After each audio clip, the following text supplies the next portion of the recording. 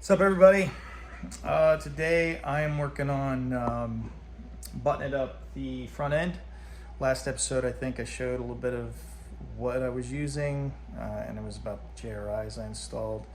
So I'll turn it around and show you what I got.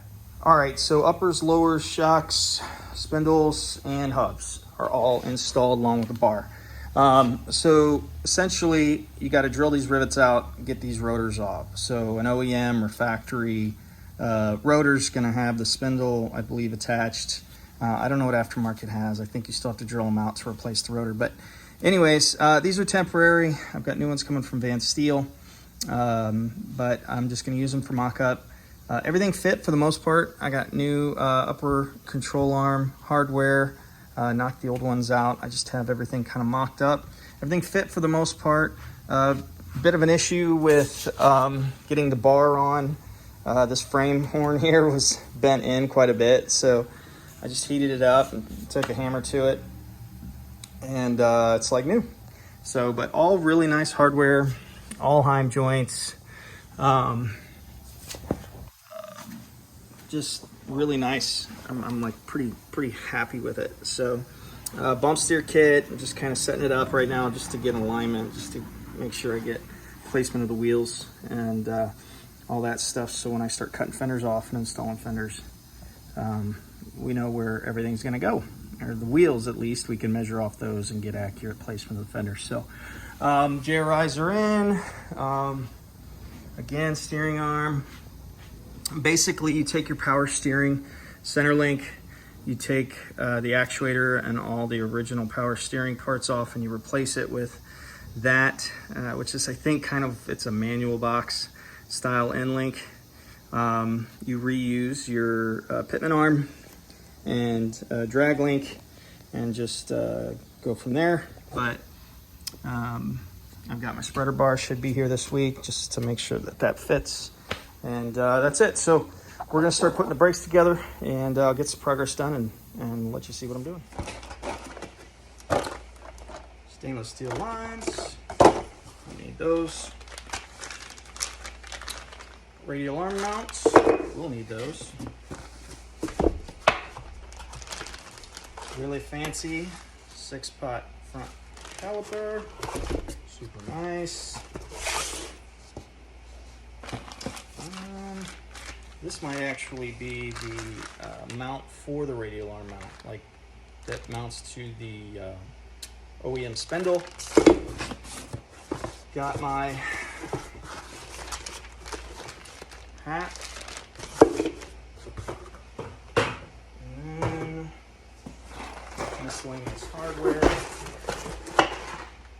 Basically all the stainless hardware to put the rotor together with the hat. Radial arm mount hardware. So we all know the most important part. Got the stickers, okay? And then we also got instructions.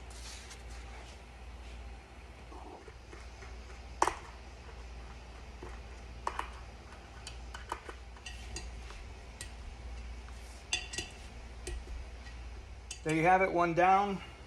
155 inch-pounds, torqued with red Loctite.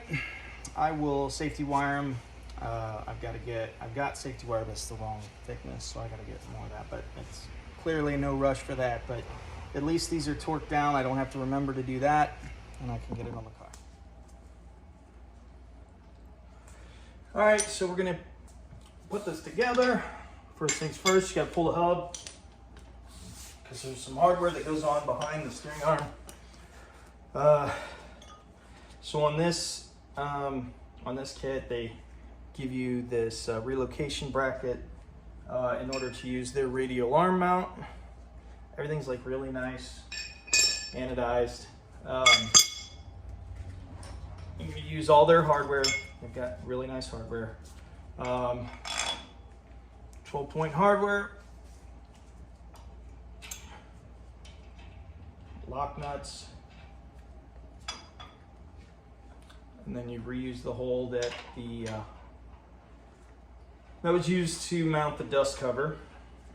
So this radial arm mount has all this specific hardware with shims and then spacers that slide inside the radial arm mount. So the directions for all of this is they're really good. This is probably my third set of big like Wilwood's brakes that I've put on, and they're all really consistent. The directions, instructions are really good. If you have any kind of mechanical ability at all to turn a wrench, you can put this kit on yourself. So directions suggest 2 shims to start.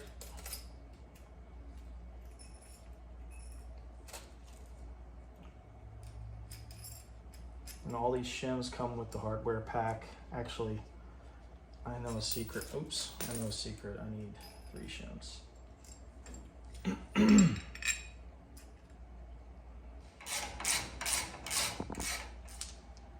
So just hand tighten the hub. Like I said, it's temporary, but you definitely need to tighten this rotor down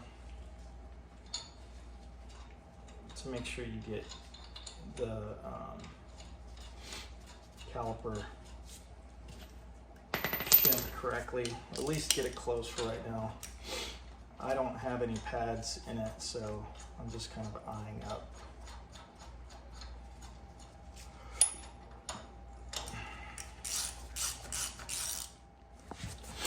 So,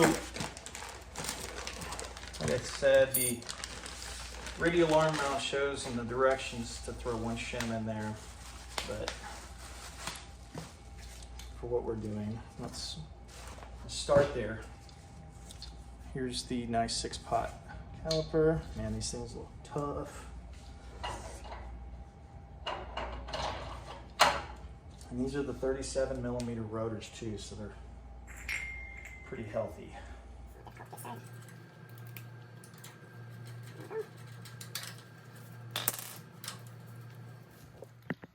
Quick little sidebar. I have a bent steering arm. So as soon as I see that, I think about, well, the upper frame horn and front frame horn was bent. So this car's clearly been in an accident. I'm sure it's not really, shouldn't be a surprise. But then after installing the caliper, I noticed this, that the actual spindle is bent up. And I'll just triple check and make sure my shims are right, but my rotor's rubbing on the caliper at the bottom, and then it's almost square at the top. I don't know, I gotta tear it apart and find out, but just more stuff to figure out, more parts to replace. All right, well, we're gonna end it off here. This is it. I got the 13-inch Superlites installed. Part number on these is 140-10616, and this is probably my third Wilwood kit to install on a car I was using, and probably my fourth actually. And these things are awesome. So when they're set up, they're just, I mean, I don't have any complaints, and they look pretty tough too. So, but that's it. Front ends together, waiting on the spreader bar. I'm just kind of buying my time until I get the rest of my parts in. So until I get that stuff going and pick up on my next project, I appreciate you guys watching. See you on the next one.